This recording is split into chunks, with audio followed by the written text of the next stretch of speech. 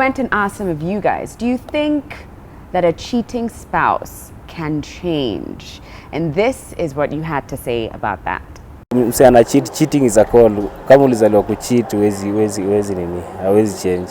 Kwa relationship nadhani kama umesha-cheat ni ngumu kuchange, because utakuwa na ile notion ya okay, this is what happened, and vitu za kuibiwa zinakuanga tamu, so unataka ukue pale nyumbani na uume pale nje, so at times napatanga ni ngumu kubadilika. It's not good to label the person as a cheater and then you quit out of the relationship. It's always give the person the second chance, the chance to improve and the chance to amend the relationship. Yeah, I do believe in change if somebody wants to change. But if somebody is not making any progress, that's a waste of time. Because it has to start from you. Yeah, because people have different reasons why they cheat. And if you have inner issues, you have to work on yourself.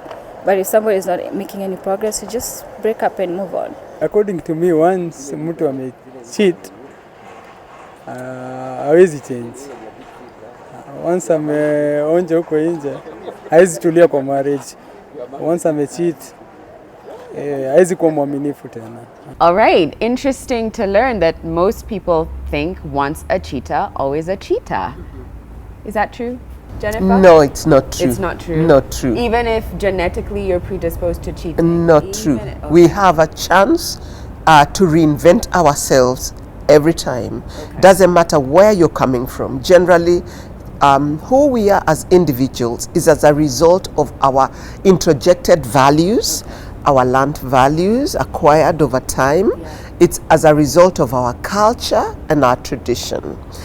And so all these things affect the way that we view our world and our circumstances, including unfaithfulness and infidelity. You've talked about something there, culture, yes. Traditions. Yes. And traditionally, I think it was a part of our social fabric for one man to have several wives. True. Polygamy was the norm. Yes. How do you bring that, the fact, our traditions and our culture, yes, and try and sort of reconcile with the world that we live in today, which is more and more people are going the route of monogamous relationships. Yes. But there's infidelity, but you saw your father with 2-3 wives. Yes. So is it really cheating if it's a part of your traditions and culture? How do you reconcile? How do you reconcile that? Thank you for that question. One of the things that is a fact is that values really guide our morality. Okay. And when you have grown up in a polygamous home, you can begin to see it as a norm. There's nothing wrong with that. And so as you grow older, you may choose not to be polygamous, not because you don't want to, but because you can afford it. One of the things that happened in the past, everyone who was polygamous actually was a bit wealthy because they were able to run several homes. Now, today we have people who have secret homes where they have other women that they keep as wives, but it's in secret. But the truth of the matter is it's polygamy because they have 2 or 3 children that they are taking care of. It's just that it's not known. When you dig into the history of that kind of a person, they have grown up in a polygamous home or they have endorsed polygamy as a result of their upbringing or their environment. So that's something we can't quite run away from. But the truth of the matter is we are in a new era. And we are in the enlightened era. And we know that if I come from the Christian faith, and so we are guided by our values in terms of not only culture, but also faith. So when you come to my faith, it is for one man, one woman. And so when you get into a union of marriage on a monogamous agreement, then we hold on to what we agreed on. But if you come into a marriage with a polygamous expectation, it's absolutely fine. There is nothing wrong with that. We also know that the Muslims have up to 4 wives. And they are happy because that is an expectation of their faith. And so it is what guides you. So when you ascribe to the Christian faith, then you need to uphold the Christian faith by recognizing you cannot go to the altar and marry a woman and then have 3 others. It's not acceptable. Period. All right.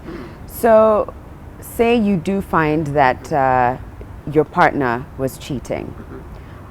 Are there certain questions that you should be asking and others that you shouldn't be asking? Absolutely. Okay, guide I us through think that. one of the greatest questions that any partner who goes through a cheating spouse asks themselves, where did I go wrong? They tend to blame themselves that it's because of me that this has happened. And I would say to anyone who has gone through a cheating spouse or partner that the one thing you must never do is blame yourself. It has nothing to do with what you did or didn't do. It has everything to do with the value system and just the way that they did not have, they didn't censor their feelings. And that has nothing to do whether you are attractive. Many women usually feel, I'm not beautiful enough, I'm not attractive, I've done something that has constituted to this status, and so that really brings them down. 2, is there a question that you need to be asking? Absolutely. And the question is, what brought us to this situation? Because it needs, you both need to work together if the partners are in agreement to first know, here is where we are at, but what brought this here? If it is neglect, talk about it. If it is the nature of the job, whatever it is, it needs to be clear to both parties that we are here as a result of 1, 2, 3.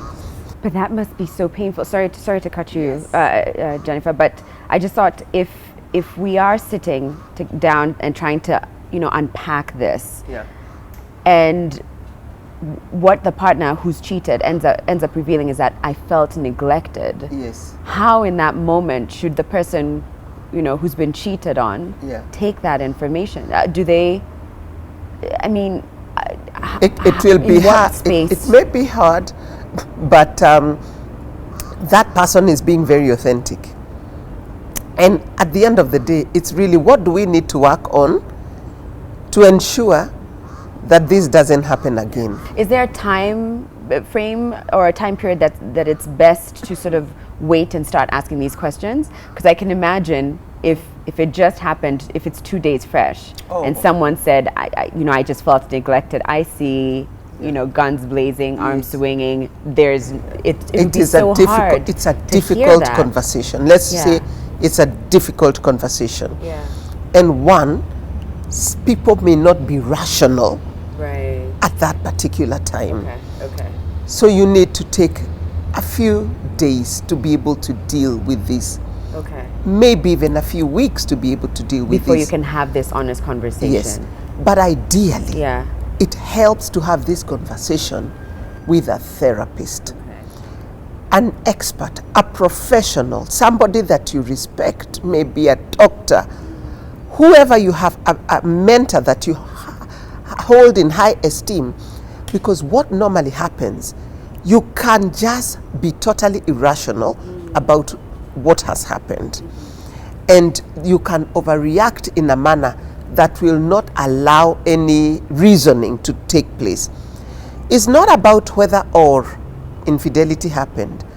It's a fact that it has happened. And because it has happened, where do we go from here? Do we call it a day? Do we just leave one another? The truth of the matter is that there is life after infidelity. There is healing after a betrayal. And so how do you find that healing? You find that healing by allowing yourself to be vulnerable. It's not about giving the details about what you did, how you did it, how many times you did it. Those confessions blow somebody's mind. So don't ask that. Don't ask when. Don't want. How many times? No. Was she? Yes. Did they do this? Was it better Was it than? better? You Yeah. know. No asking. No, those no, questions. no, no, no. Okay. Nothing will change that. Yeah. The fundamental is that you cheated. Yeah. What are the causes?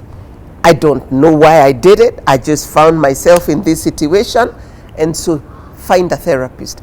Each one of you need to see the therapist individually. Okay. All right? Because what they need to go through for each of them is debrief. You know, I met this beautiful girl who had gone through infidelity, and she said to me that at the age of 16 she was gang raped, and that was the worst thing that had ever happened in her life. But she said, you know what, Jenny, going through this is one worse than the gang rape. So I thought, gosh, this must be the most painful thing any human being can go through if she can have that kind of a comparison. Wow. And so I want to say that we don't take it for granted, even as we speak about this. And I recognize that there are many viewers that have gone through this or are going through this. And the question is there hope? What can I do, and how can I heal from this? Truth of the matter, you go through what we call a loss and grief process. It is similar to the loss of an individual, a loved one. Oh my goodness. Death Yeah. by death. So you go through loss and grief. What have you lost? You've lost something so crucial and significant called trust.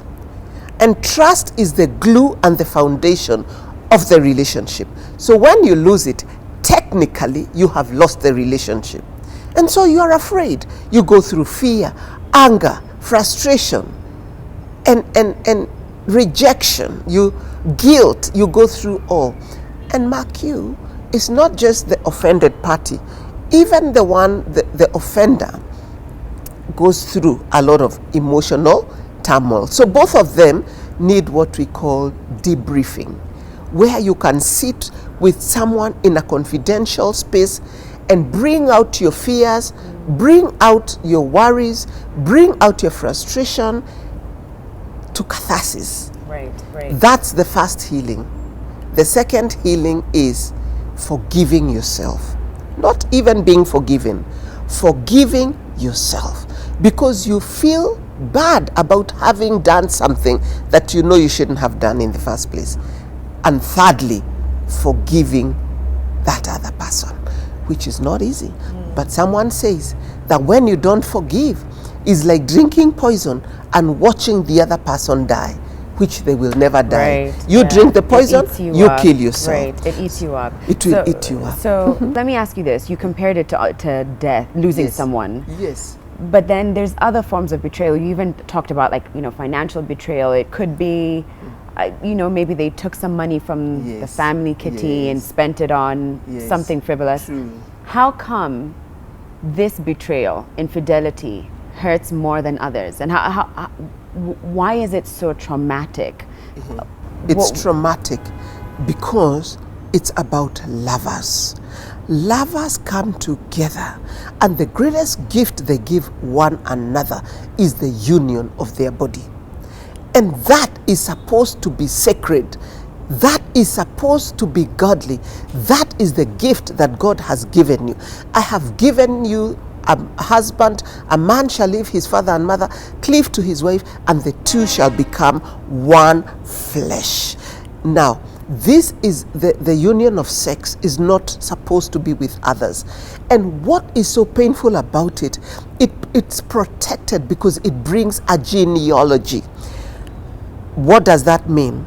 When you are unfaithful, you bring forth children that are not of the union. I've met countless of people that have had children within marriage that don't belong to the marriage partners. Can you imagine the extent of that pain? It's not just the act, it's not just the pleasure. A child is born from another man who is not the husband, and the husband is sitting at home. Today, we have DNA. So when you think the ears don't exactly look like ours, you go for that DNA, and then you discover, actually, this is not my child. So what do you do with that? Yeah, you get me? Right, because I guess The reason, it's because when it comes to mating, when it comes to couples coming together in this union, it is intended, one, for permanence, and it is intended to be one of faithfulness. to guard the family unit. How is it true that that pleasure that we are supposed to have with you is given to 3, 6, 10 other people? It takes away that union, the sacredness of that union, the purpose of that union. But I said, if you have come from the beginning on the agreement that for us, I have met couples that say, you know what, don't ever tell me who you are seeing, don't ever ask me who I'm seeing, but we give each other permission that we can explore. It's okay. I mean, in my books, it's not permissible. But because they have come to that agreement, that is okay. Because they are actually being faithful to what they have contracted. And that's fine. But when you come to marriage, that is not what God had intended marriage to be. Marriage is one man, one woman. In holy matrimony, faithful until death do us part.